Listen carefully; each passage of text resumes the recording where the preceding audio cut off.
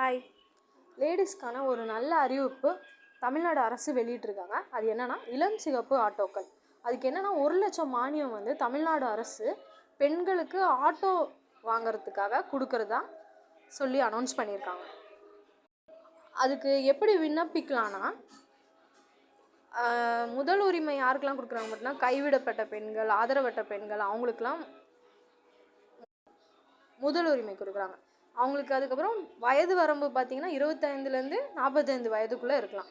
ஓட்டுநர் உரிமை, அதாவது டிரைவிங் லைசன்ஸ் இருக்கணும். சென்னையில் அவங்க வசிச்சிருக்கணும். இன்னொரு இன்ஃபர்மேஷன் என்னென்னா, எஜுகேஷன் குவாலிஃபிகேஷன் வேண்டாம் அப்படின்ட்டு இப்போ தமிழ்நாடு அரசு அறிவிச்சிருக்காங்க. இந்த திட்டத்தை எல்லாரும் பயன்படுத்திக்கணும். Thank you friends.